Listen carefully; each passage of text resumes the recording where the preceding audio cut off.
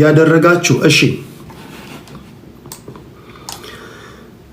ብዙ ሰዎች ስለሚያደምጡ በጣም ብዙ ሰዎች ስላቸው ህጌን ከቀን ወደ ቀን እያጠበቅኩ ነው የመጣሁት በባካችሁ እኔ ጋር ሪኩዌስት ልከ የምትመጣ ሰውዬ የመጀመሪያው ደጋግሜ ነው የምነግራችሁ ጨዋ ወልዶ ጨዋ እንዳሳደገ እርግጠኛው ነው ሪኩዌስት ከመላክ በፊት ጨዋ ወልዶ ጨዋ እንዳሳደገ ሰውም እንደምታከብር ስለምትናገረው ንግግር በቂ ዕውቀት በቂ ግንዛቤ እንዳለ እርግጠኛው ነው መድኃኒት እንደማትወስድ እርግጠኛው ነው አንዳንዶቻችሁ መድኃኒት የምትወስዱ አላችሁ ያን ነው የምናደርገው እዚህ የሚያደምጡ ሰዎች አሉ ለነሱ ጆሮ መጠንቀቅ አለብኝ ይሄ እንደ ሌሎች ቤቶች አይደለም ይሄ እንደ ሌሎች ቤቶች ገብተህ እንደምትፈነጨው እንደ ሌሎች ቤቶች ሰው እንደምትሳደበው አይደለም በታምር እንዳታስብ በታምር የወጣህበት ማህበረሰብ ለኔ ካለ ለምን 200 ሚሊዮን አይሆንም I don't care በወጣህበት ማህበረሰብ ፊት አዋርደሃለሁ ለህዝብ ክብር ስለዚህ ላሉ ሰዎች ምክንያቱም ከብቷል አይደል ሌላ ቦታ ላይ እንደፈለክ ካፍን መክፈት ትችላለህ እንደፈለክ መሳደብ ትችላለህ እዚህ ግን እንደው አፈርስሁን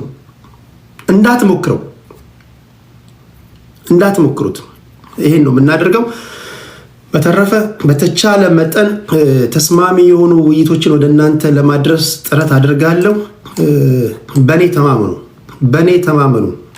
ተማመኑ ምንም አይነት ለጆሮአችሁ የሚጎረብጥ ነገር እንደማይኖር ተስፋ አድርጋለሁ የአንድ ሀገር ዜጎች ነን ፖለቲካ ነው የሚያገናኘን የቲክቶክ መንደር ነው ያገናኘን ከዛ ውጪ በተለያዩ ጉዳዮች የምንገናኝ ሰዎች ነን አጸያፊ ንግግሮችን በተቻለ መጠን ከናንተ ጋር በመተባበር ስቴጅ ላይ ከሚገቡ ሰዎች ጋር በመተባበር ለመቅረፍ ጥረት አድርጋለሁ ህፃናቶች አሉ እዚህ የሚያደምጡ አባቶቻችን አሉ መምህራኖቻችን አሉ እናቶቻችን ያደምጣሉ ጓደኞቻችን ያደምጣሉ ቤት የከፈትኩት ያንተን ጋጠወጥነት ለማስተናገድ አይደለም ስለዚህ ጋጠወጥ መንደር ነው መሄድ ያለብኝ የሚል ጽኑ እምነት አለኝ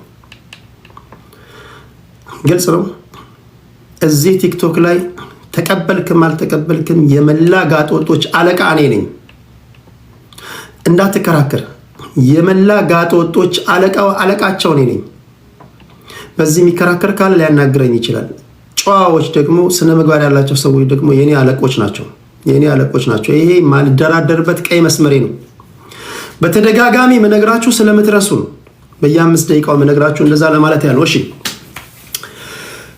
ታፕ ላደረጋችሁ በሙሉ ልባይ ምስጋናዬን አቀርባለሁ እስከዛ እስኪ እንደ መንደርደሪያ የሆነን ዘንድ ከማህበራዊ ጉዳይ ልጀምር ወደዚህ ከመግባቴ በፊት ቴሌግራም ላይ ጽፌላችኋለሁ ኢትዮጵያ በአህዮች ብዛት አንደኛ ሆናለች በአህዮች ብዛት እንዲህ ያለ ዜና ስትሰሙ ምንድነው የሚሰማችሁ አይ ነው ሶሻል ሚዲያ ላይ አንዳንድ ተሳዳቢዎችም ቴዲ አንዳንድ ተሳዳቢዎችም በእናቶቻችን ዙሪያ የሚሳደቡ ተሳዳቢዎችም ከአህዮች ጋር መቆጠር አለባቸው ልትሉ እያላችሁ እንዳላችሁ ተስፋ አድርጋለሁ እኔ መቆጠር አለባቸው ብዬ አስባለሁ የሰው ልጅ በእናታቸው ዙሪያ የሚሳደቡ ሰዎች ከአህዮች እኩል መቆጠር አለባቸው ብዬ አስባለሁ ሌቦች አጭበርባሪዎችም እንደዛ ይመስለኛልና ይሄ ማለት እንደውም ለአህዮች ተገቢውን ክብር ያለ መስጠት ነገር ይመስለኛል ቁም ነገር እንደዛ ማለት ራሱ ተሳዳቢዎች ከአህዮች ጋር እኩል መቆጠር አለባቸው ስል አህዮች መናገር ቢችሉ ይከሱኛል ምን በድለን ነው ያስቀየምነ ነገር አለ እንዴት እነዚህን ከኛ ጋር ተመድባለ ሊሉ ይችላሉ ቢሉም ደግሞ አይፈረድባቸውም ምክንያቱም አህያ ሰው ሲሳደብ ሰምተን አናውቅም አህያ ይሸከማል ይደበደባል ስራ ከመስራት ውጪ አህያ እኔ ሰው ሲተናኮል አይቻልም አይታችሁ አቃላችሁ አህያ ሊራገጥ ይችላል በራሱ ቴሪቶሪ ላይ ከመጣበት ውጪ እውነት ለመናገር እንዲህ ያሉ ሰዎችን መመደብ አስቸጋሪ ነው የሚሆነው የሆነ በአለም ላይ 50 ሚሊዮን አህዮች እንዳሉ ይነገራል የ2025 ሪፖርት ነው በኢትዮጵያ ከነዚህ ከ50 ሚሊዮን አህዮች መካከል በኢትዮጵያ ውስጥ 10 ሚሊዮኑ ኢትዮጵያ ውስጥ አሉ 10 ሚሊዮን። ወደዚህ ከመግባቴ በፊት ፌስቡክ እና የተለያዩ ማህበራዊ ሚዲያዎች ላይ ዞር ዞር እያልኩኝ እያየሁኝ ነበርና ለካ ሀገር ቤት ራሱ የአህያ እርድ ተፋፍሟል አሉ። ለካ አንዳንዶቻችሁ በጊዜው ማለት ጊዜው ወደ ኋላ የምትራገጡት እየበላችሁ ነው። እና ሰዎች ሲጽፉ እያየሁኝ ነበርና አህያ እርድም እንደዛው በዛው መጠን ተስፋፍቷል ይላሉ። ኢትዮጵያ 10.6 ሚሊዮን አህዮች አሉ። ሁለተኛ ሰሜን ሱዳን 7.6 ሚሊዮን አህዮች አሉ። ፓኪስታን 5.8 ሚሊዮን አህዮች አሉ። ቻድ 4.6 ሚሊዮን አህዮች አሉ። ሜክሲኮ 3.3 ሚሊዮን አህዮች አሉ። እኛ ከተስማማንና እዚህ ቲክቶክ ላይ ሰዎችን የሚሳደቡ ጋጦጦች፣ በነገራችን ላይ ሰውን እናታችሁን የሚሰድቡ ሰዎች በሙሉ አራዳ ለመሆን የሚያደርጉት ጥረት ነው። ሰገጤዎች ናቸው። እነሱንም አብረን ከቆጠርን ምናልባት 15 ሚሊዮን ሊሆን ይችላል። አይመስላችሁም? አሁን እኮ ዛሬ ቲክቶክ ላይ እኮ በየቦታው ብትሄድ እርድና የሰው እናት ስትሳደብ ነው የተባለ ይመስል ሁሉም ተሳዳቢ ነው። እናትን እንዲያረገ በዚህ ወጥቼ እናት ላይ እናት ፈርዶባታል ዘንድሮ መቼስ። ምን ጉድ ነው ግን! በስተዋል። ሴቱ ይሳደባል፣ ወንዱ ይሳደባል። ደንቆሮ ዲያስፖራ ይሸልማቸዋል። አንዳንዶቹ እኔ ማቃቸው ዲያስፖራዎች አሳፋሪዎች። በነገራችን ላይ የሰዎች እናት ሲሰደብ ጊፍት የሚሰጡ ሰዎች ያ ተሳዳቢው ማህበረሰባቸውን ስላስከበረላቸው ሳይሆን ትክክለኛ የነሱን ክፋት ወክሎ ስለተናገረላቸው ነው። ታውቃላችሁ? የነሱን ክፋት የነሱን ተንኮል ሪፕሬዘንት ስለሚያደርግላቸው ነው። ይሄ እኮ ነው አይደል? ጊፍት ሰጪዎቹ ራሳቸው ተንኮለኞች ናቸው፣ ክፉ ናቸው፣ ጨካኞች ናቸው። አረመኔ ስለሆኑ ነው። መሸፈኛዋ መሰላችሁ? አይ ማህበረሰብ እያስከበረ ነው እንትና የተሳደበ አይደል? ኖ ይሄ አይደለም። ጊፍት ሰጪው ራሱ ለተሳዳቢው አንተ ራሱ ወይም አንቺ ራሱ በጣም ተንኮለኛ ስለሆንሽ ነው። የውስጥሽን ያለውን ክፋት ስለገለጸለሽ ነው። the only thing አንቺ አትሳደቢም፣ አንቺ ስላላደረግሽው ብቻ እሱ ስላደረገ ነው እንጂ በሐሳቡ ተስማሚያለሽ ማለት ነው። በሐሳቡ ተስማማለህ ማለት ነው። እኔ እንደዛ ነው ማለት። እና እነዚህ ሰዎች አንድ ላይ ጊፍት ሰጪዎችም ተሳዳቢዎችም የሚደመሩ ከተባለ ስለ እውነት ለመናገር 20 ሚሊዮን አህዮች ይኖራሉ ብዬ አስባለሁ። 20 ይኖራሉ ብዬ አስባለሁ። ይሄን ይመለከታል። ከአህያ ጋር በተያያዘ አንዱ አይታችኋል። ፖሊሶች ይዘውት ሰሞኑን አህያ ሲገፍ አይታችኋል። አህያዋን ሙሉ ሰውነቷን ገፎ ልክ ስጋ ቤት ስጋ ገፋችሁ እንደምትቆርጡት እየቆረጠ ለካ ሰውየው ይሸጣል። ከአህያ ጋር አንድ ቀልድ ልንገራችሁ ነው። ወደ ፖለቲካዊ ጉዳይ ሄዳል። ቀልድ አይደለም፣ እውነተኛ ነገር ነው። መንግስት ከጣለው ግብር ጋር ምንም አይነት ቅሬታ ማሰማ አንድ ስጋ ቤት ያለው ሰው እያለና አንዳንድ ባለሀብቶች አይታችሁ ከሆነ እንዴት ነው የሀብት ምንጭ ምንድን ነው ስትሏቸው ሁሉም መከረኛ ሊስትሮ ነበርኩ ይላቸዋል። ይገርምሃል፣ ሊስትሮ ሱቅ በደረቴ የጀመርኩት በ15 ሳንቲም ነው፣ በ2 ብር ነው። ሁሉም እንደዛ ነው የሚሉት። እያንዳንዱ ባለሀብት ግን ጀርባው ይጠና ይባል ሁሉም ማለት አይደለም። ጀርባውን ብታጠኑ ከእያንዳንዱ ሀብት ጀርባ አንድ ተንኮል አለ። የሆነ ሆኖ ይሄ ሰውዬ በጣም ሀብታም ነው። በ5 ዓመት ውስጥ ነው ብዙ ቅርንጫፎች የከፈተው ስጋ ቤት እና አካባቢውን አልነግራችሁም። ሰውዬው ለካ አህያ ነው የሚሸጠው፣ አህያ ነው የሚያርደው። አንዳንድ ሰዎች ስለ እውነት ለመናገር የዚህ ቤት ስጋ በጣም ይለያል ይላሉ። ከጎን ቁስ አህያ በሬ የሚያርዱ አሉ እና የዚህ ቤት አህያ የዚህ ቤት ስጋ ይለያል እያሉ ያወራሉ። አንዳንድ ስጋው አይታኘክም እንጂ በተረፈ በጣም ይጣፍጣል ይላሉና ሰውየው ከአንድ ሼፉ ጋር ይጣላና ሼፉን ያጋለጠው። ይሄን አይታችሁ አንባችኋል ወይም ደግሞ ሰምታችኋል ብዬ አስባለሁ። ይሄ ሼፍ ለፖሊስ ይናገራል። ፖሊሶች ክትትል ሲያደርጉ ሰውየው አህያ ሊያርድ ቢላዋ እያፋጨ እያለ እጅ ከፉ ይዙታል እና ጠየቁት። አህያ እያረድክ ነው አሉት። ሰውየው ምንም አልፈራም፣ ምንም አላለም። አህያ እያረድኩ ነው ምናምን አለ። ቃሉ ለፖሊስ ይሰጥ። እና እስከዛሬ ህዝቡን አህያ እያበላ ነው። እና ታዲያ የጣላችሁብኝን ግብር ያለምንም ማቅማማት ስከፍል የኖርኩት ታዲያ በሬ እያረድኩ መስሏችሁ እንዴ? ብሎ ቁጭ ግብር 100 ሺህ ብር መጣብህ፣ ደንታ የለውም። ግብር 150 ሺህ ብር መጣብህ፣ ዝም ብሎ ነው የሚከፍለው፣ አይጠራም ምንም። የነጋዴዎች ቅሬታ ሲያቀርቡ ምንም አያሰማም፣ ደስተኛ ነው። ምን አላት ይላል እንደው ሰውየው አሉ። ምን አላት? ለካ እሱ አህያ እየሸጠ ነው። እንዲህም ሆኖ አህያ እንደዚህም እየተበላ አህያ እንደዚህም እየታረደ ኢትዮጵያ ውስጥ ያሉ የአህዮች ብዛት 10.6 ሚሊዮን ደርሷል የሚለው ዜና ነው ዛሬ የሰማው። ቴሌግራም ላይ ጽፌላችኋለሁ። አረ ቴዲ ቪዲዮዎች እየደረሱኝ አይደለም። ኦኬ ታፕ አርጉ፣ ታፕ ኮፒ ሊንክ ሼር አርጉ። ቶሎ ቶሎ ወደ ፖለቲካዊ ጉዳዮች ሄዳለሁ። የመጀመሪያው ፖለቲካዊ ዜና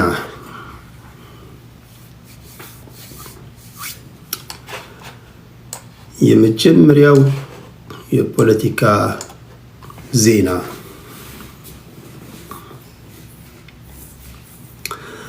በአጭር ይቋጫል ተብሎ የተጀመረ ጦርነት ነው። በተደጋጋሚ ተናግረናል።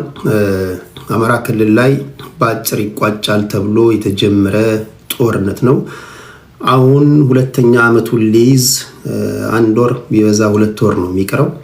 መንግስት ይህን ጦርነት በአጭር ቋጫለሁ ብሎ ነው የጀመረው።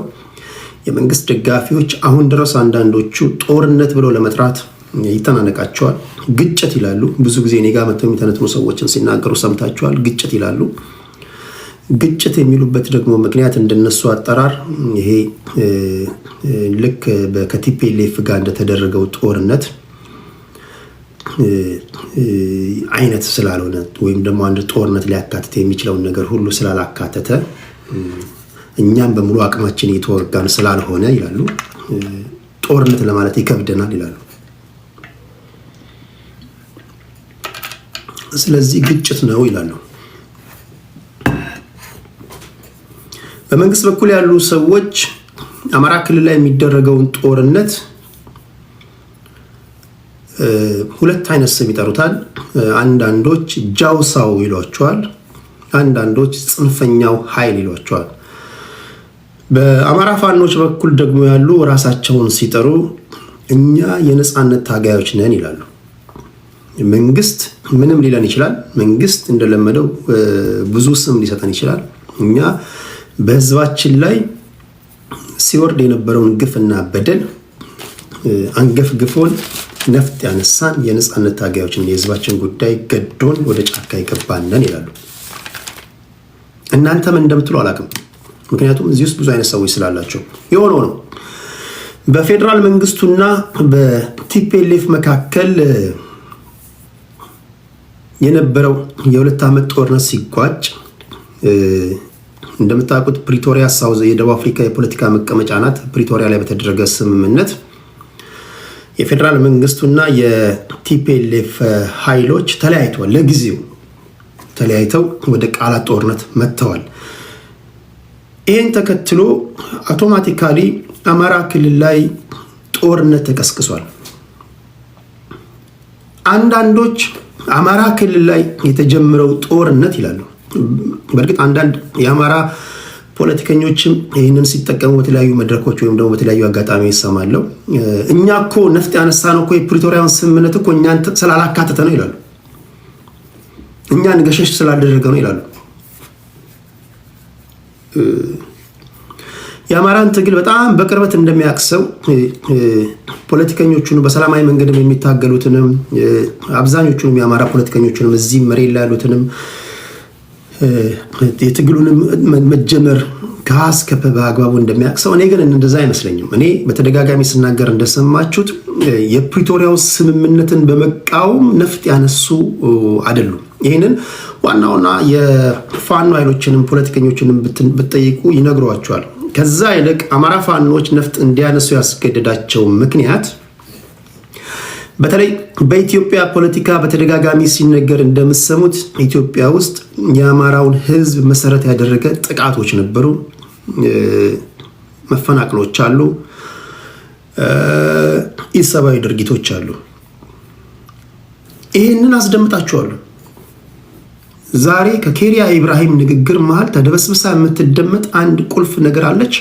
እሷን አስደምጣችኋለሁ። ስለዚህ ይሄ ላለፉት 7 ዓመታት ብቻ አይደለም። በነገራችን ላይ ይሄ መች ነው የተጀመረው ብዬ በራሴ ባደረኩት ማጣራት ወይም ደግሞ በራሴ ባደረኩት ግምገማ እኔ የሚመስለኝ ብዬ ከዚህ ቀደም በተደጋጋሚ ተናግሬያለሁ፣ አሁንም እናገራለሁ። ተፈሪ መኮንን ጃንሆይ ከስልጣን ከተወገዱ በኋላ የአራተኛ ክፍለ ጦር ሰዎች፣ የደርግ ሰዎች ወታደራዊ መንግስት የተፈሪ መኮንንን ወይም ደግሞ የጃንሆይን ስልጣን በያዙበት ጊዜ ጥሪ ተደርጎላቸው ወደ ኢትዮጵያ የገቡ በዲያስፖራም ያሉ አገር ውስጥም ያሉ የፖለቲካ ፓርቲዎች ነበሩ። የአማራ ላይ የሐሰት ትርክት በዋነኛነት የሚጀምርበትን ጊዜ ነው ለነግራችሁ የሞከርኩ ያለሁት። በዚህ ጊዜ እነ ኢሃፓ መጥተዋል። የመላ ኢትዮጵያ ሶሻሊስት ንቅናቄ እነ መኢሶን መጥተዋል። ወዝሊግ እና ኢጫት የደርግ ፓርቲዎች ናቸው። እነ ሰደድም የደርግ ፓርቲዎች ናቸው። ኢሰፓ የደርግ ፓርቲ ነው። እነ ጀብሃ፣ እነ ሻቢያ፣ እነ ቲፒኤልኤፍ 1967 የተመሰረቱ ፓርቲዎች ናቸው። እነዚህ ነበሩ። ስለዚህ ከአራተኛ ክፍለ ጦር የመጡ ወታደራዊ የደርግ አመራሮች እኛ ሰላምና መረጋጋትን ካስጠበቅን በኋላ ወደ ካምፓችን እንገባለን ብለው ለህዝቡ ተናግረው ነበር። ነገር ግን በቃላቸው መሰረት ጃንሆይን ከስልጣን ካስወገዱ በኋላ ወይም ንጉሳዊ ስርዓት ከስልጣን ካስወገዱ በኋላ ደርጎች ወደ ካምፕ አልተመለሱም። ለዚህ ደግሞ የደርግ ጀነራሎችን የደርግ ባለስልጣናቶችን ስትጠይቋቸው ወይም ሲናገሩ ሰምታችሁ ከሆነ ስልጣን ያጓጓል አሉ። እነ ፋሲካ ሲደልልን በተሳቸው እነ መንግስቱ ኃይለማርያምን ሁሉንም የደርግ ጀነራሎችን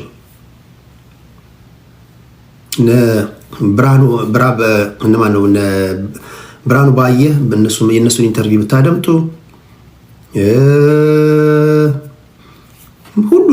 ሁሉንም ብትሰሟቸው ይሄን ይነግሯቸዋል። ለምን ጃንሆይን ከስልጣን ካስወገዳችሁ በኋላ ወታደራዊ አመራሮች ናችሁ እናንተ የፖለቲካ እውቀት የላችሁ ለምን እንዳላችሁት ለህዝባችሁ ቃል እንደገባችሁት ለምን ወደ ካምፓችሁ አልገባችሁም ብትሏቸው ስልጣን ይዞ ማን ይለቃል? እስኪ አንድ ሰው ይሄን ጻፍልኝ። ስልጣን ይዞ ማን ይለቃል? በጣም አሪፍ ንግግር ናት። ወደ በኋላ አስገባታለሁ። ለምን አሁን እንድትጠቀምኩ ነግራችኋለሁ። ስልጣን ይዞ ማን ይለቃል ብለህ ጻፍልኝ። ደስ የሚለኝ ንግግር ነው። አንዳንድ ሰባኪዎች እስኪ አጠገብ ያለው ነካ አርገውና ዛሬ ከምድር ከፍ ከሰማይ ዝቅ ብለህ ትበራለህ በለው፣ ዛሬ በባንክ 70 ሚሊዮን ይገባልሃል በለው ነው የሚለው ንግግር ደስ ትለኛለች በነገራችን ላይ እና ከዛ ለምዶብኝ ነው አያቸዋለሁ። አንዳንዴ እስኪ አጠገብ ያለውን ነካ አርገውና ስልጣን ይዞ ማን ይለቃል በለው። ስልጣን ይዞ ማን ይለቃል? ፖለቲከኞችን ታምናላችሁ? ፖለቲክስ ኢዝ ኤ ደርቲ ጌም። በምድር ላይ ማመን የሌለባችሁ ቢኖር እነዚህ ፖለቲከኞችን ነው። ፖለቲከኛ ሊታመን አይችልም። ስለ ፖለቲካ ካወራ ነው የምላችሁ። በማህበራዊ ጉዳዩ ላይ ሌላ ነገር ነው። እኔ እንዲህ ነኝ ህዝቤ ነው። ፖለቲከኛ አይታመንም። ይሄ ደግሞ ጀነራል ትሩዝ ነው። አሜሪካን ብትሄድ ራሽያን ብትሄድ ማንም ብትሄድ ፖለቲከኛ ነው። ስለዚህ የአራተኛ ክፍለ ጦር ሰዎች ጃንሆይን ከስልጣን አስወግደው እኛ ካስወገደን በኋላ ሰላምና መረጋጋት ካሰፈንን በኋላ እኛ እኮ ወታደሮች ነን፣ እኛ እኮ ልምድ የለንም፣ እኛ ወደ ካምፓችን እንመለሳለን፣ ወደ ወታደራዊ መዋችን እንመለሳለን እንጂ ሀገር እንዴት መምራት እንዳለብን እኛ ለሲቪሎች ነው መልቀቅ ያለብን፣ ለሲቪሎች ይለቃለን፣ ተረጋጉ፣ ችግር የለም ብለው ነበር። ግን አላደረጉትም። ከዛ ይልቅ ምንድነው የሆነው? 1967 ላይ እንደምታዩት ነው። ለምሳ ሲጠብቁ ለቁርስ አድረስናቸው የተባለው ጀነራል ተፈሪ በንቴ የተባሉበት ነው። እነ መቶ አለቃ አለማየሁ ኃይሌ የተበሉበት ነው። ከዛ በኋላ የደርግ መስራቾችን እና አጥናፉ አባተ የተበሉበት ነው። እርስ በርስ ደርጎች የተበላሉበት ነው። እርስ በርስ ከተበላሉ በኋላ መንግስቱ ኃይለማርያም ጎልቶ የወጣበት ነው። መንግስቱ ኃይለማርያም ጎልቶ ከወጣ በኋላ ወደ አማራ አልመጣላችሁ ነው። መንግስቱ ኃይለማርያም ጎልቶ ከወጣ በኋላ እንዳለው መንግስቱ ኃይለማርያም ወደ አራተኛ ክፍለ ጦር ተመለሰ። ስልጣኑ ለሲቪሎች ለቀቀ። ያቺ ናት በኢትዮጵያ ፖለቲካ ውስጥ በኔ ትንታኔ ያቺ ጎልደን ኦፖርቹኒቲ ነበረች የኢትዮጵያን ፖለቲካ ለመቀየር ወርቃማ እድላችን ያቺ ነበረች። የዛን ጊዜ ደርጎች እንዳሉት ወደ ካምፓቸው ገብተው ቢሆን ኖሮ የመጫወቻ ሜዳውን አስምረውላቸው ለነ መኢሶን፣ ለነ ኢሃፓ፣ ለነ ሻቢያ፣ ለነ ጀብሃ፣ ለነ ኦነግ ኦኬ የመጫወቻ ሜዳው ይሄ ነው። በሐሳብ ላይ ተመሰረተ ፖለቲካችሁን አካሄዱ። እኛ ወታደሮች ነን፣ ወደ ካምፓችን እንገባለን። እኛ ተጠሪነታችን ለህዝባችንና ለሀገራችን ነው። ኢትዮጵያ ሉዓላዊነቷን የሚጋፋ ማንኛውም የውጭ ወራሪ በሚመጣበት ሰዓት እኛ ያለን። በተረፈ ፖለቲካውን በሉ እችን ሀገር በእውቀታችሁ አሻግሯት ማለት ነበረባቸው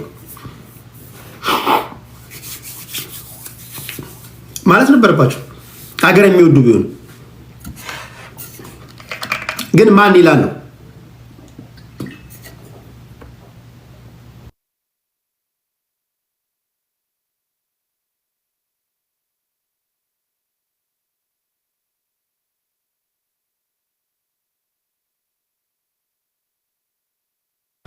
ኦኬ ግን ማን ይላል ነው።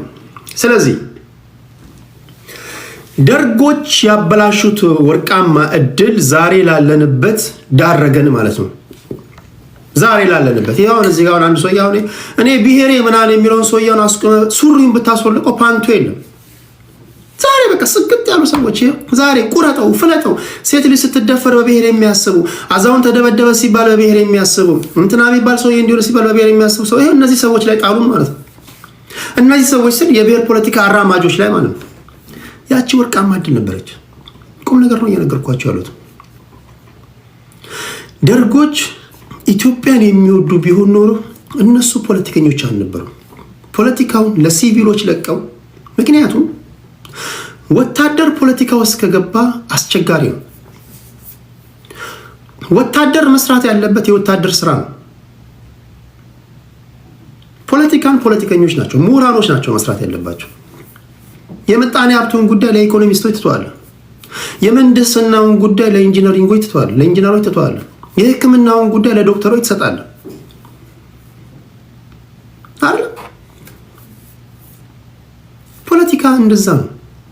ሁሉም በሚችለውና በሚያውቀው መንገድ እንዲጫወት ቢሆን ኖሮ ዛሬ የባህር በርን ባላጣን፣ ኤርትራን ባልተገነጠለች። በነገራችን ላይ ለኤርትራ መገንጠልም የደርግ ሚስቴክ አለ ብዬ አስባለሁ። ስለዚህ ምን ሆነ? ደርጎች ወታደር ናቸው። እንደ ወታደር ስላሰቡ እነዚህን ሲቪሎች ወይም ደግሞ እነዚህን የፖለቲካ ፓርቲዎች ማሳደድ ጀመሩ።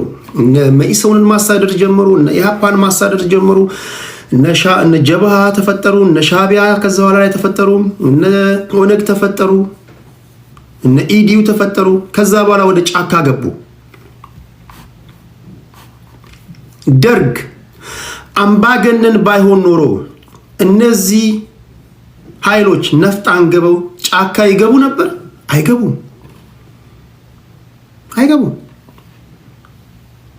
ዛሬ የአማራ ህዝብ ላይ ያሰት ትርክ ተተረከበት የምትሉንም ወሬ አትሰማም ነበር።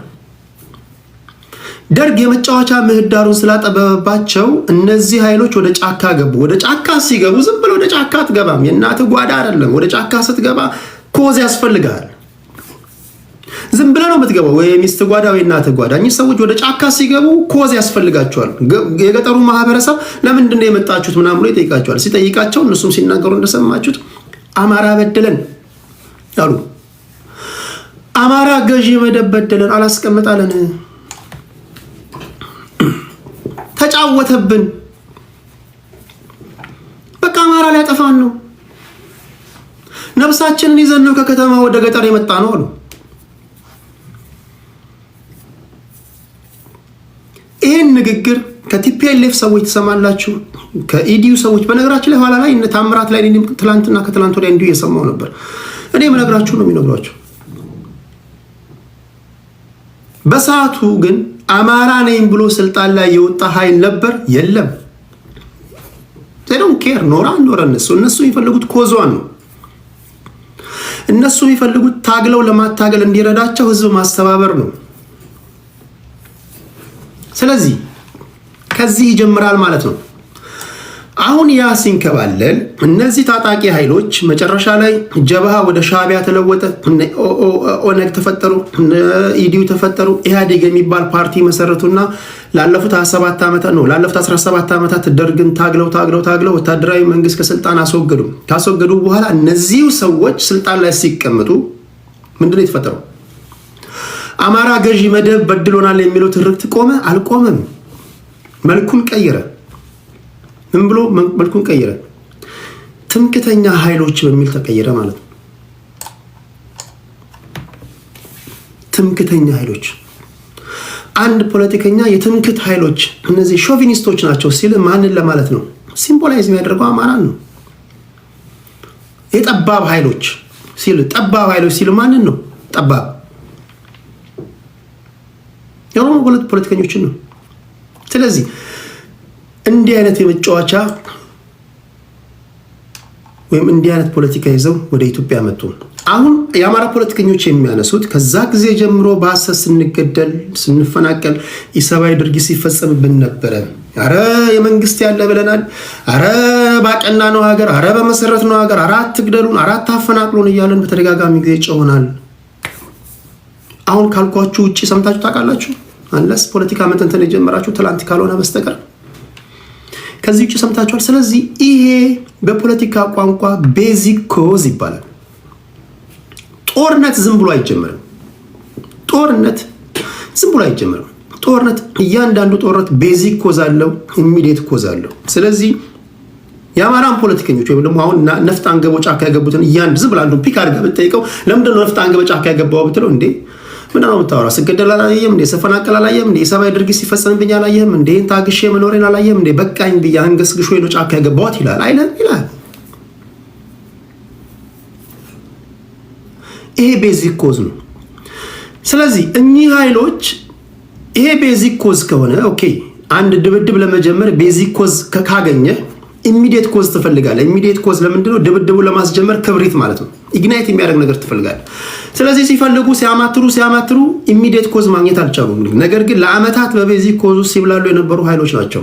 ኢሚዲየት ኮዝ ሆኖ ግን ያገኙት የሰሜኑ ጦርነት ታውቁ እንደሆነ የሰሜኑ ጦርነት ከተጀመረ በኋላ የፕሪቶሪያው ስምምነት ተግባራዊ ሆኖ ሁለቱ በፕሪቶሪያ ስምምነት ሲለያዩ የቲፒኤልኤፍ ኃይሎችና የፌዴራል መንግስቱ ሰዎች ማለት ነው የፌዴራል መንግስት ሰዎች አውቶማቲካሊ ወደ አማራ ክልል ሄደው በለው ትጥቃችሁን ፍቱ አሏቸው።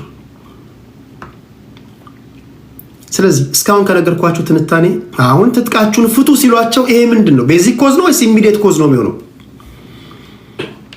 ክልል 3 ላይ ሄደ ትጥቅን ፍታ ስትለው ሲናደድ የነበረ ቀን ሲቆጥርልኝ ነበረ፣ ጥርስ ሲነክስልኝ ነበረ፣ አንዴ ከፋኝ ሲል፣ አንዴ ብሶኛል ሲል፣ አንዴ መሮኛል ሲል የነበረን ማህበረሰብ ሄደ ወይም ደግሞ አካባቢ ጋር ሄደ ትጥቅን ፍታ ስትለው ቢንጎ ነው ሚለ ትጥቅን ፍታ በአንድ አፍ አግኝቼ ነው ምክንያት ነበር ስፈልግ የነበረው ነው ሚለ። ስለዚህ በኔ ትንታኔ ይሄ ያልበሰለ ወይም ደግሞ አንካልኩሌትድ ሙቭ ነው በፌዴራል መንግስቱ በኩል የተደረገው። ምክንያቱም ኦልሬዲ ቤዚክ ኮዝ ስላላቸው ኢሚዲየት ኮዝ አውቶማቲካሊ መስጠት የለብህ። ማረጋጋት አለብህ፣ ማናገር አለብህ፣ ዋስትና መስጠት አለብህ፣ ይቅርታ መጠየቂውን ይቅርታ ማለት አለብህ። ያን ሳታደርግ ሄዳ አውቶማቲካሊ ምን ያመጣሉ ብለህ ትጥቅ ፍቱ ስትላቸው አሁን ያየኸውን ይሆናል ማለት ነው። ኦኬ ቤዚክ ኮዙ ይሄ ነው፣ ኢሚዲየት ኮዙ ይሄ ነው። አሁን ዝም ብሎ አንድ አልፎ ያጅ ዝም ብሎ አማራ ትግል ውስጥ የገባውን ሰውዬ ብትጠይቀው ምንም ያቀልህ ነገር የለውም። በቃ ጠዋት የተከፈተ አፉን ይዞ ይመጣል። ለአማራ ትግል ምንድነው ብትሉ ምንም መያዣ መጨበጫ የሌለው ወሬ ያወራል። ምንም አያውቅም። ግን ትክክለኛው ነገር ይሄ ነው። ኦሪጂናል የሆነውን የአማራ ልጅ አግኝተህ ብትጠይቀው ከዚህ ውጭ አይነግርህም። ኦኬ ይሄ ከሆነ ቅርጽ ያለው ነገር ይሄ ከሆነ አሁን ይሄን ጦርነት ከጀመሩ ሁለተኛ ዓመታቸው ላይ ነው ያሉት። ሁለተኛ ዓመታቸው ላይ ኦኬ እንዴት ነው ያሉት ካልክ አሁን እሱን እንገመግማለን ማለት ነው። አሁን የፋኖ ኃይሎች መጀመሪያ በተለያዩ አደረጃጀቶች ነበሯቸው። አሁን የተሰበሰቡ 4 አደረጃጀቶች ወደ አንድ መጥተዋል። የአንድነት ኃይል የሚል አደረጃጀት መስርተዋል። ከዛ አፋድ የሚባል ራሱን በቻለ መልኩ በእነ እስክንድር የሚመራ አደረጃጀት አለ። ከመንግስት ጋር እያደረጉ ያሉትን ውጊያ በተለየ መንገድ እንዲያደረግን ነው ይላሉ። የስካሁኑ የፋኖ ትግል እንዴት ነው?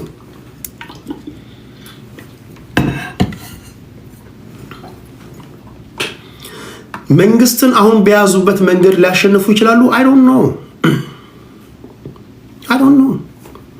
የጦርነት ግን ትንሽ የለውም። ጦርነት ቲፒኤልኤፍ ባለፉት 27 ዓመታት ወይም ደግሞ ባለፉት 30 ዓመታት ስልጣን ላይ ሲቀመጥ ወደ ጫካ ሲገቡ በጣት የሚቆጠሩ ሰዎች ናቸው።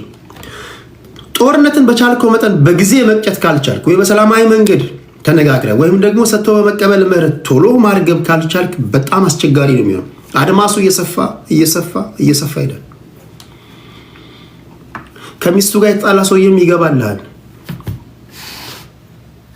የከሰረውም ይገባል፣ ከዩኒቨርሲቲ የተጫረውም ይገባል፣ መንገድ ላይ በመታገት በመለቀቅ የሰለቸውም ሰውዬ ይገባልሃል። ስለዚህ ምን ይሆናል? እየሰፋ ይሄዳል። ኢትዮጵያ ውስጥ የተጀመረው አማራ ፋኖ ጋር የተጀመረው ጦርነት አሁን እየቀነሰ ሲመጣ ነው ያያችሁት ወይስ እየሰፋ ነው የመጣው? በዛ በኩል ኦነግ አለ፣ በዚህ በኩል ኦብነግ አለ። አሁን ቲፒኤልኤፍ እያቆጠቆጠ ነው። እንደገና ሻዕቢያ የሚሰጠው መግለጫ እየሰማችሁ ነው። የሱዳን ኃይሎች እንግዲህ እየሰማችሁ ነው። ይሄ ሳፍ የሱዳን አርሚ ፎርስ እንደምታዩት ነው። አላያንሱ እየጠነከረ ይመጣል። የውሃ ጠብታ መርከብ ያንሳፋል ይላል የሀገር ሰው ሲተርት አይልም ይላል። እናንተ ተረትና ምሳሌ ረስታችኋል። እናንተ ቢዚ ሆናችኋል ጎበዝ፣ እናንተ ቢዚ ሆናችኋል። ስለዚህ የውሃ ጠብታ መርከብ ያንሳፋል፣ መርከብ ያሰምጣል። ኦኬ፣ አሁን የአማራ ፋኖች ያሉበት ነገር ምንድን ነው?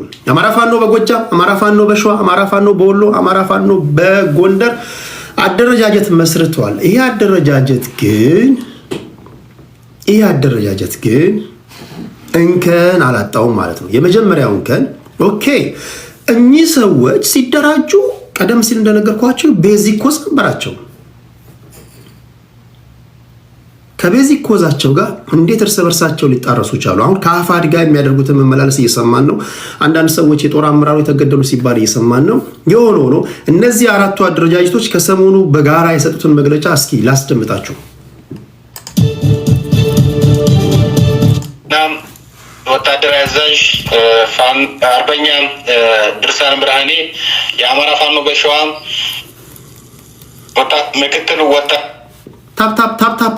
ታፕ አርጉ ፕሊዝ። እኔ ያለሁበትን ቦታ ታፕ አርጉ። ይሄኔ ብሔሬን በነገር እዚህ 1 ሚሊዮን በነገራችን ላይ ሶሻል ሚዲያ ላይ ብሔራቸውን ሳይናገሩ ታዋቂ የሆኑ ሰዎችን እስኪ ጥቀሱልኝ። እስኪ ብሔራቸውን ሳይናገሩ ብሔራቸውን ሳታውቁ አንድም ቀን ብሔራቸውን ሳይናገሩ ታዋቂ የሆኑ ሰዎችን እስኪ ንገሩኝ። ስም ጥቀስልኝ እስኪ። ሳሚ ማን ነው? ንገሩኝ እስኪ። ብሔሩን ሳይጠቅስ የሆነ መንጋው ሳይደበቅ እኔ እንትን ነኝ ምናምን ሳይል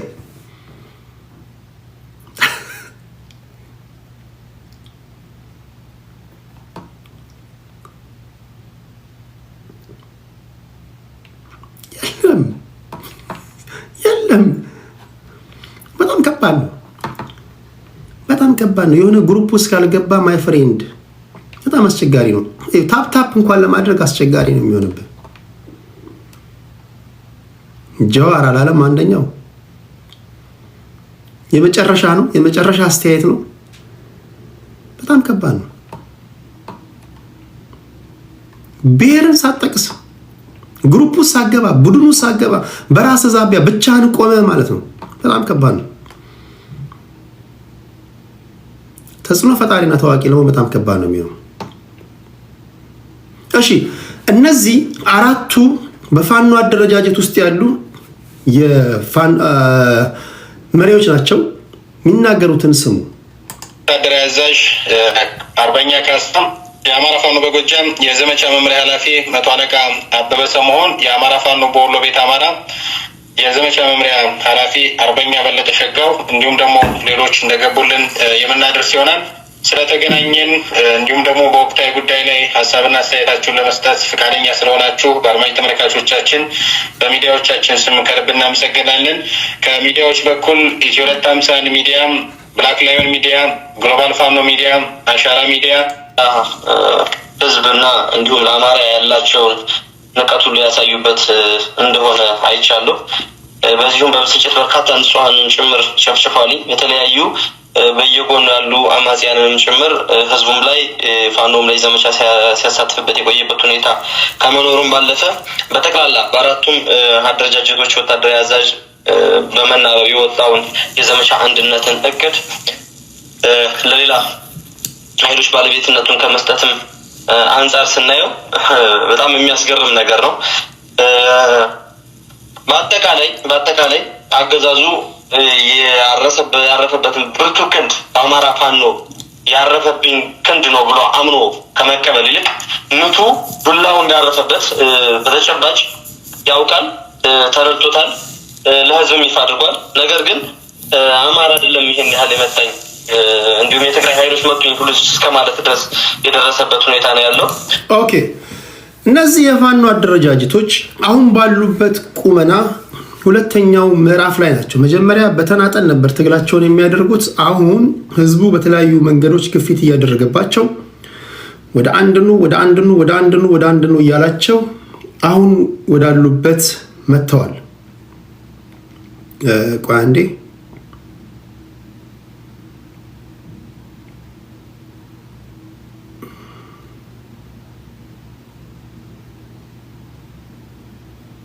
ሴቭ ያደረኩት እንትን ነበር።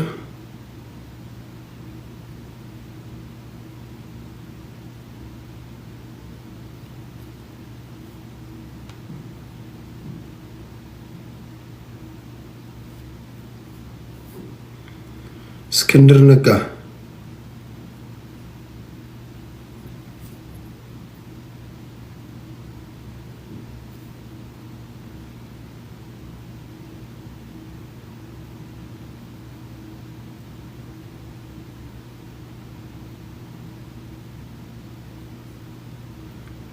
ሴቭ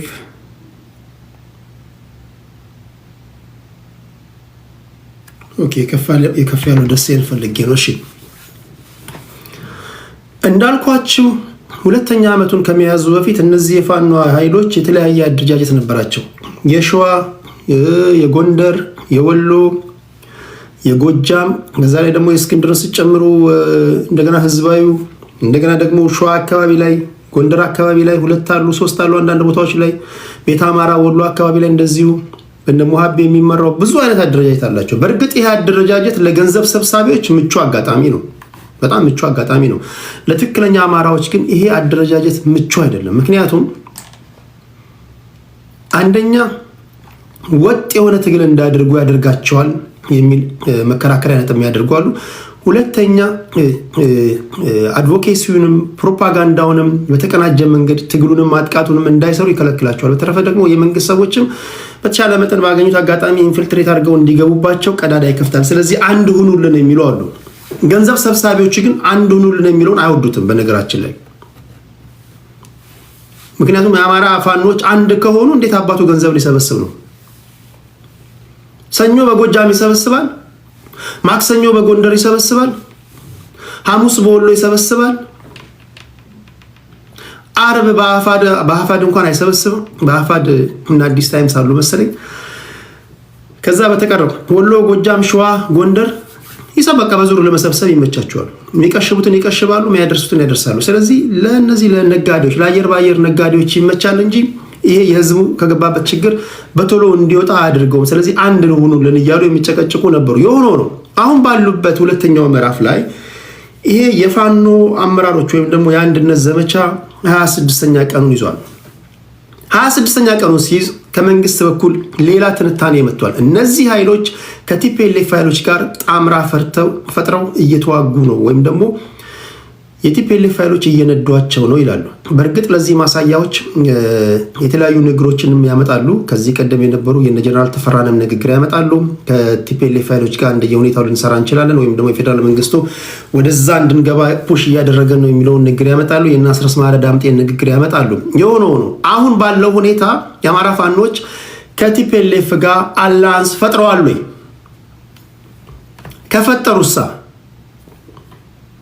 ከፈጠሩ ቀደም ሲል የነገርኳችሁ የአማራ ፋኖች ወይም ደግሞ የአማራ ፖለቲከኞች ቤዚክ ኮዛቸው ወይም ደግሞ ከቤዚክ ፕሪንሲፕላቸው ጋር መጋጨት አይሆንም ወይ? ፖለቲካ ማለት ወይም የፖለቲካ ግጭት ማለት ፋውንዳሜንታል ዲስአግሪመንት ኦን ዮር ቤዚክ ፕሪንሲፕልስ ሲሆን መሰረታዊ አለመግባባት በቤዚክ ፕሪንሲፕል ላይ አለመግባባት ሲፈጠር ግጭት ውስጥ ይገባል። መሰረታዊ የሆነ አለመግባባት ካለ ኃይል ጋር አላያንስ ፈጥራለሁ ካልክ የዓለም ህዝብ ራሱ ፖለቲካን ወይም ደግሞ የፖለቲካ ግጭትን እንደገና ዲፋይን ማድረግ አለበት ማለት ነው። ትጥሳለህ። በዚህ ጉዳይ ላይ በእርግጥ የአማራ ፖለቲከኞች ለሁለት ይከፈላሉ። አንደኞቹ በምንም ታምር ልክ የቲፒኤልኤፍ ፖለቲከኞች ወይም የትግራይ ፖለቲከኞች ከሻዕቢያ ጋር መስራት ውርደት ነው እንደሚሉት ሁሉ አንዳንድ የአማራ ፖለቲከኞችም ከቲፒኤልኤፍ ጋር መስራት ውርደት ነው ይላሉ። አንዳንዶች ደግሞ ለአይጧ ስትል ለመጣዱ ሲባል አይጧ ትለፍ በሚለው መርህ መሰረት እስቲ ወዳችን ይዘን ከቲፒኤልኤፍ ጋር እንስራ ግድ የለም የሚሉ አሉ። የሆነው ነው። በዚህ ጉዳይ ላይ የምትገቡ ፖለቲከኞች ይሄ ስለሚነገረው አላያንስ ምን ትላላችሁ? እየተዘገጃጃችሁ ትጠብቃላችሁ ለማለት ያለው። ከዚህ ጋር በተያያዘ እነዚህ አራቱ ኃይሎችና ሌላኛው አህፋድ ወይም ደግሞ የአማራ ፋኖ ህዝባዊ ድርጅት በእነ እስክንድር ነጋ የሚመራው የቃላት ጦርነት ውስጥ ገብተዋል። ምን በሚል ነው የቃላት ጦርነት ውስጥ የገቡት? እስኪ ላስደምጣችሁ። የአማራ ፋኖ የትግል ምልክት የሆነው የድርጅታችን ስራ አስፈጻሚ አመራርና የአማራ ፋኖ ጎንደር ጠቅላይ ግዛት ዕዝ ተቀዳሚ ምክትል አዛዥ የጦሩ ፊት አውራሪ አርበኛ ከፍያለው ደሴ በዓላማ ቢሶች ከጀርባው ተወግቶ በመሰዋቱ የተሰማኝን መሪር ሐዘን መግለጽ እወዳለሁ። ባለፉት 9 ወራት ምክትል አዛዥ በደንብ ስሙት። የጦሩ ፊት አውራሪ አርበኛ ከፍያለው ደሴ በዓላማ ቢሶች ከጀርባው ተወግቶ በመሰዋቱ የተሰማኝን መሪር ሐዘን መግለጽ እወዳለሁ። ባለፉት 9 ወራት አንድ አማራ አቀፍ ድርጅት ለመመስረት የተቸገሩ የተወሰኑ ግለሰብ አመራሮች ከተመሰረተው አማራ አቀፍ ድርጅታችን ጋር በቅንነት አብሮ ከመስራት ወይም አማራጭ ሀሳብ የያዘ ድርጅት ከመመስረት ይልቅ ለአማራ ሕዝብ አንድያ የሆነውን ድርጅታችንን ለማፍረስ እንቁ መሪዎቻችንን ታጋዮቻችንን ለመምታት ጣታ ስበዋል።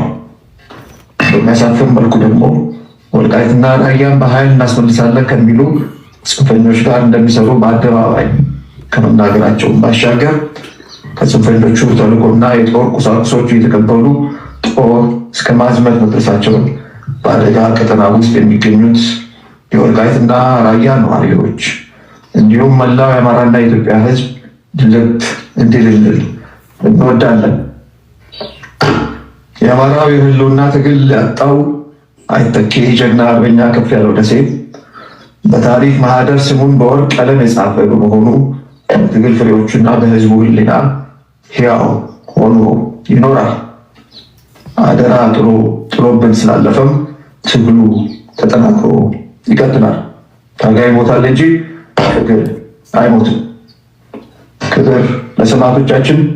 ድል ለአማራ ፋኖና ለድርጅቱ አፋሕድ። ድል ለአማራ ህዝብ፣ ድል ለኢትዮጵያ ህዝብ። አመሰግናለሁ። እስክንድር ነጋ ከትግል ሜዳ። ኦኬ፣ እስክንድር ነጋ ይሄን አለ። እነዚህ አራቱ አደረጃጆች ደግሞ ይሄን አሉ። ብርታታችንና ጉልበታችንን ሲያዩ ሁለት አዝማሚያዎች እንወስዳለን እዚህ ላይ። አንደኛው ይህ ኃይል በከፍተኛ ሁኔታ የተዋጋን ከህወሓት የመጣ ኃይል ነው ማለት የኛን ብዙ ማድረግ እንደምንችል ያየንበትና ጠላቶቻችን የሚያዩበት ነው። ሁለተኛ ጠላት ላይ ከፍተኛ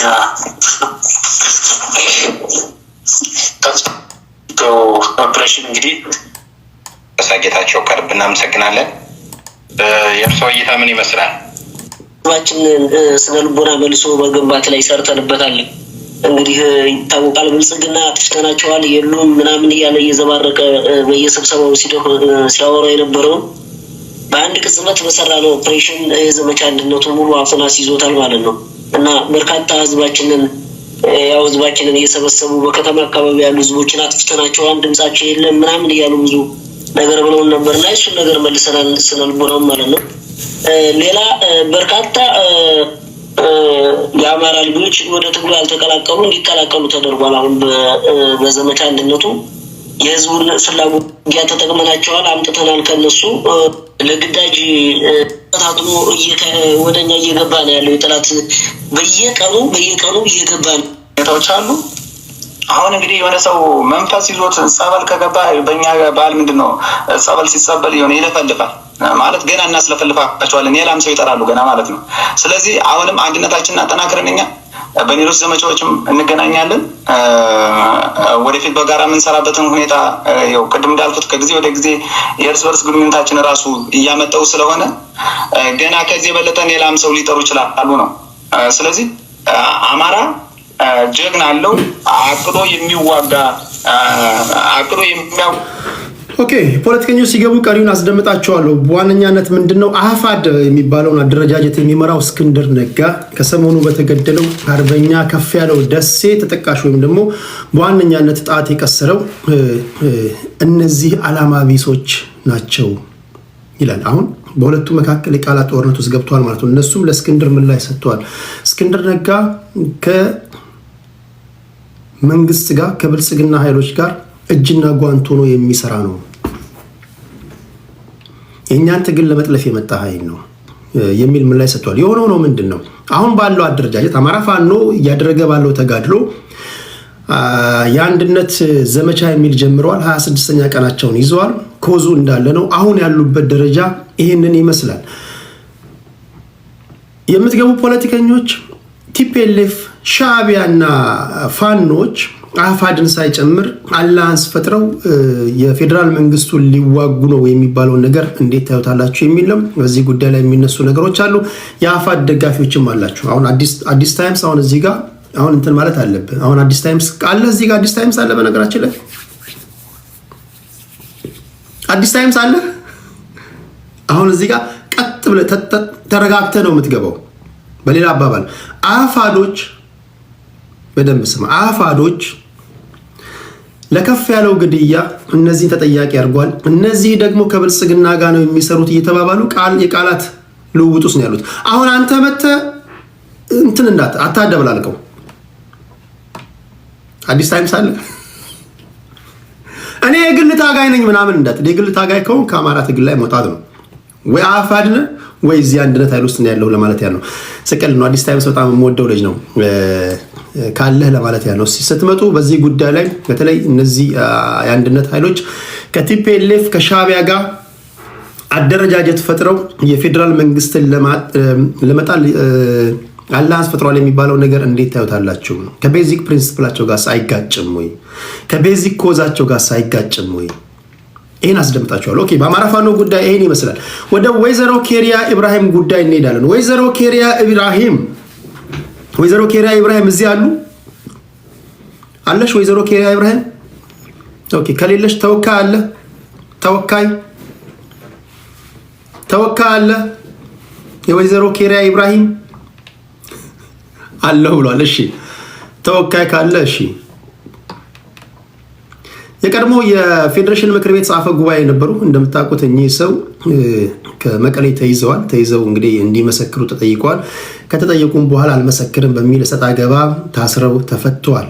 አሁን ከህወሓት አባልነታቸው ተገምግመው ውስጥ ሆነው ሲሰልሉ ነበር በሚል በተደረሰባቸው ወይም ደግሞ በተደረገባቸው ግምገማ ከስልጣን ከተገሸሹ በኋላ ድሮ በአጃቢና በመኪና ሄድ ነበር፣ አሁን የግል ካምፓኒ ውስጥ ተቀጥሬ እሰራለሁ፣ መኪናም የለኝም የሚል ለመጨረሻ ጊዜ የሰጡት ኢንተርቪው ያን ነው የሚናገረው። ከዛ ኢንተርቪው በኋላ ከቴዎድሮስ ርዕዮት ጋር ቆይታ አድርገዋል። እኚህ ሴት የተናገሩት ንግግር ግን ከዚህ ቀደም እኔ ከተናገርኩት ጋር ቃል በቃል የሚስማማ ነው። ቲፒኤልኤፎችን አስመልክቼ ከኔ ጋር ያላችሁ የኔ አድማጮች ካላችሁ እኔ ስለ ቲፒኤልኤፎች ምን ነበር ስላድምጣችሁ የምታውቁት? የቲፒኤልኤፎች ውጊያ የምንድን ነው ብያችሁ ነበር። ቲፒኤልኤፎች የሚዋጉት ለምንድን ነው ብያችሁ ነበር። የሚያስታውሳለ? እኔ ባታስታውሱም አልፈርድባችሁ፣ ምክንያቱም በቀን ውስጥ ብዙ ነገር ነው የምትሰሙት።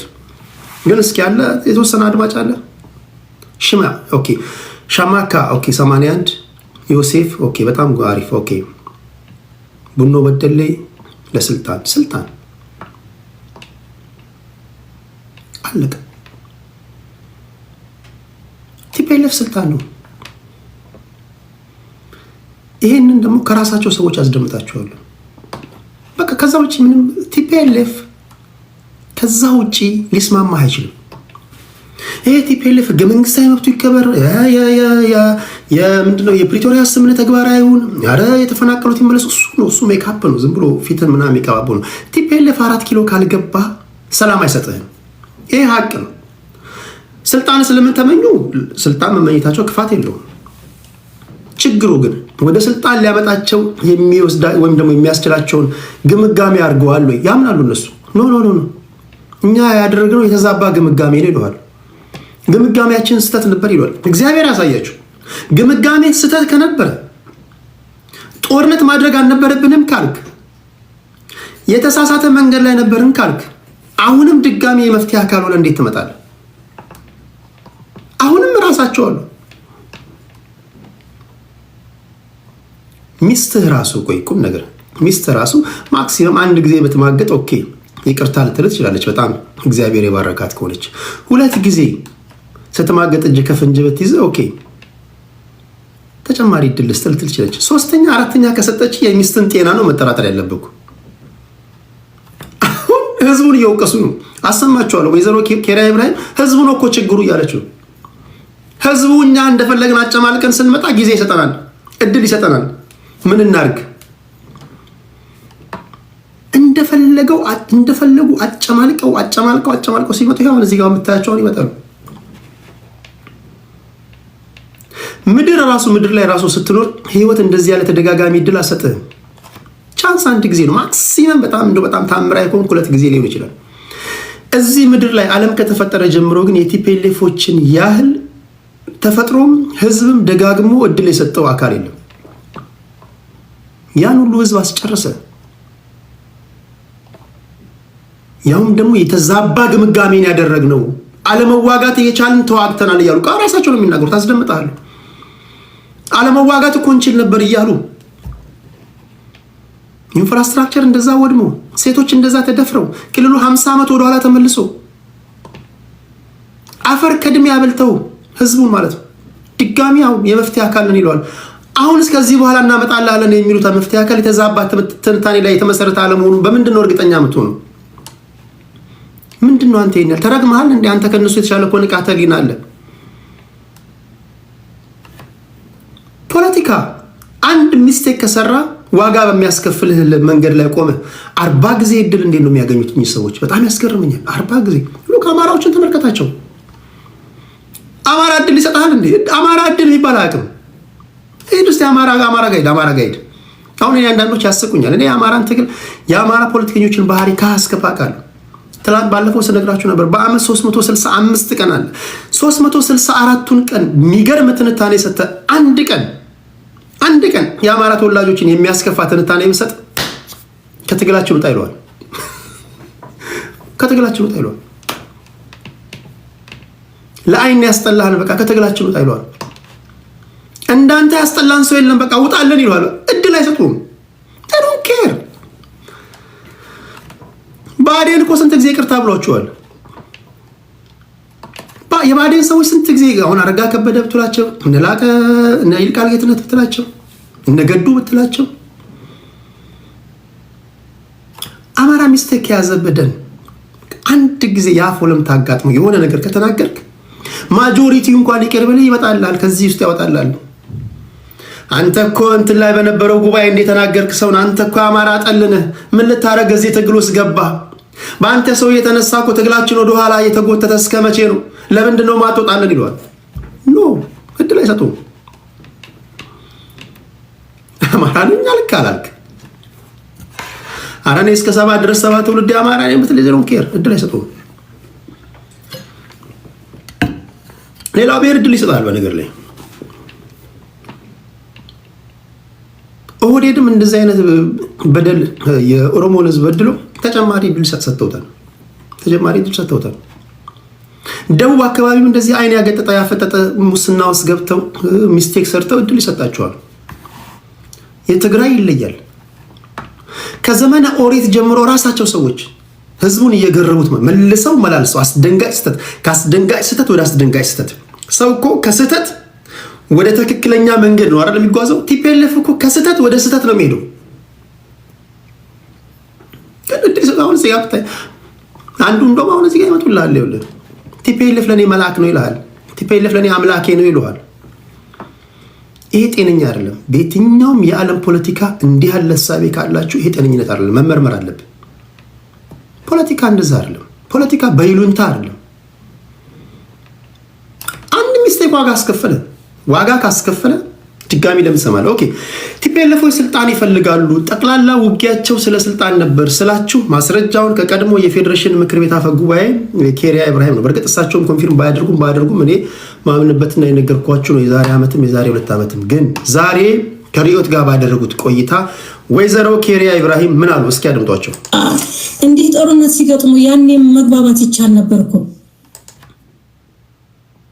ጦርነት ከማድረጋችን በፊት መግባባት እንችል ነበር ከፌዴራል መንግስቱ ጋር። ተውን አትውግን እኮ ማለት ይቻል ነበር። እንዲያውም ይቻል ከሆነ አብራችሁ እንግዲያው ፌዴራል እየመታን ነውና ከኛ ጋር ሆኖ ለምን አይባልም? ያኔ መግባባት ቢቻል ማለት ነው። አለበለዚያ ግን አሁን ተጨማሪ እኔ እንደሚመስለኝ ምን መሰለኝ፣ እችን ፓርት ስሙ ፍሬንድ። እኔ እናንተ እኔ ዝም ብዬ እኔ ሾርት ሚሞሪ አማራ ነው። በደንብ ነው የምሰማ ማደምጥ። እኔ ሳደምጥ ቁም ነገር የተናገርከውን ብቻ ሳይሆን ለመናገር ፈልጌ ያልተናገርከውን ሙሉ ነው ማደምጡ። አይገርምም? የኔ አደማመጥ ይለያል። ለምን እንደሆነ አላውቅም። አንዳንድ ሰዎች የተናገራችሁትን ብቻ ነው የሚያደምጧችሁ። እኔ ለመናገር ፈልጌ ግን በጊዜ እጥረት ሊሆን ይችላል፣ በቃላት እጥረት ሊሆን ይችላል። ያልተናገርከውን አደምጣለሁ። አይገርምም? ግን ስሟት። እሺ በደንብ ስሙ ይሄን ፓርት ፕሊዝ። ስለቴዲ እኔ እንደሚመስለኝ ይሄ የስልጣን ነገር እኛንን ያልገባን እንጂ ከመጀመሪያው ስልጣን ነው ዋናው ፍላጎቱ። በዛ ያጣሁትን ስልጣን እንደገና በዛ መጥቼ ወደ ስልጣን ወጣለሁ የሚል አስተሳሰብ ነው አሁን እየገደለን ያለው። የማናስ አለቀ በቃ። ልዩነቱ አሁን ነው ገና እየገባቸው ያሉት እነሱ። አልገባንም ነበር እንጂ ይሏል። እግዚአብሔር ያሳይ። እንደ ሮኬት ብተኩሳቸው ቁርጭምጭሚት ጋር የማይደርሱ ሰዎች ያንተ አስተዳዳሪ ይሆናል። ስንት እኮ ምሁራኖች አሉ እኮ ትግራይ ውስጥ። ስንት እኮ ጂነስ እኮ የትግራይ ፖለቲከኞች አሉ። የሚገርም ጭንቅላት ያላቸው፣ የሚገርም እውቀት ያላቸው፣ ነገር ግን እንደ ሮኬት ብተኩሳቸው ቁርጭምጭሚት ጋር የማይደርሱ ሰዎች ሲመሩ እንደማየት ግን አሳዛኝ ነገር የለም። It's all about a clash of power. ፓወር ነው። የትግራይ ህዝብ ተገደለ፣ ተፈናቀልክ፣ መሰረተ ልማት ወደመ፣ ሴቶች ተደፈሩ፣ ግዛቶች በወራሪው የሻዕቢያ መንግስት ቁጥጥር ስር ወደቀ። በቃ ማፊያ ነው። አልገባንም እንጂ አሁን ነው ሳስበው ትላለች። ታውቃለህ አንተ እኮ ነው የገባህ እኮ ከ5 ዓመት በፊት ነው የገባህ። ሳስበው ትላለች አሁን ተነስታ ማለት ነው። ሳስበው ለካ የተዋጋ ነው ለስልጣን ነበር። እስኪ ስማት አንዴ ደግመህ ስማት። ደብረ ጽዮንም ከ5 ዓመት በኋላ ይመጣና ሳስበው ለካ ያኔ እኮ አለመዋጋት እንችል ነበር ይላል። አሁን እኮ ነው የታወቀልኝ ይላል ከ60 ዓመት በኋላ። ሳስበው ለካ ያኔ እኮ ከፌዴራል መንግስቱ ጋር እኮ በቃ ምርጫ እናደርግም ብለን እኮ እንትን ብለን እነጋገር እኮ ብንኖር እኮ አንዋጋም ነበር ይላል። በዚህ መሀል ማን ነው የተጎዳው?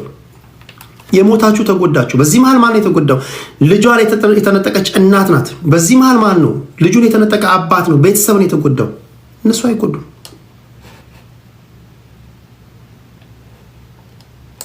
ለምን አይባልም? ያኔ መግባባት ቢቻል ማለት ነው።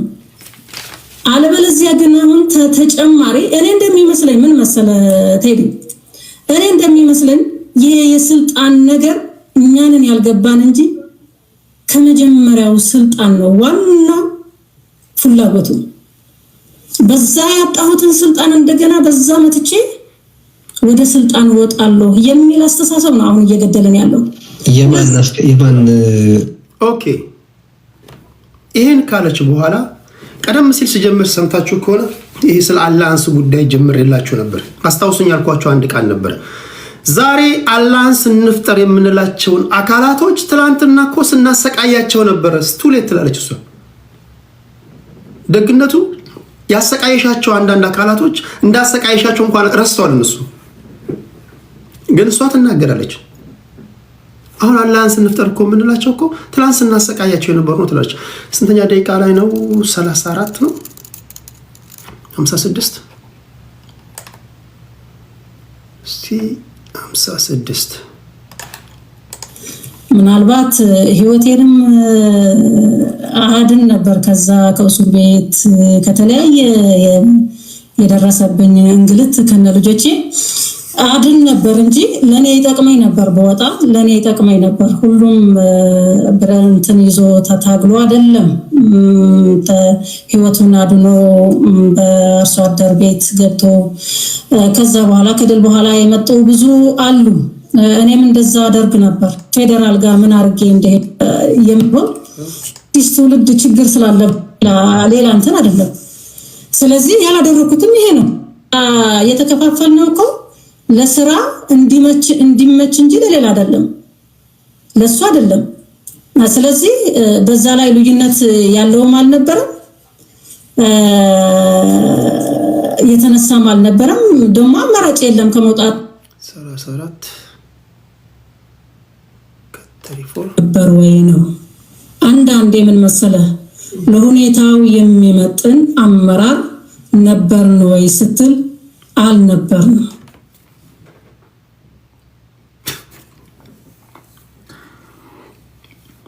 ጭራሽ ሴትዮዋ በነገራችን ላይ ኬሪያ ኢብራሂም ብቻ አይደለችም። ሁሉም የቲፒኤልኤፍ ሰዎች ጌታቸው ረዳንም ሁሉንም ብትጠይቋቸው ይሄን ነው የሚሏቸው።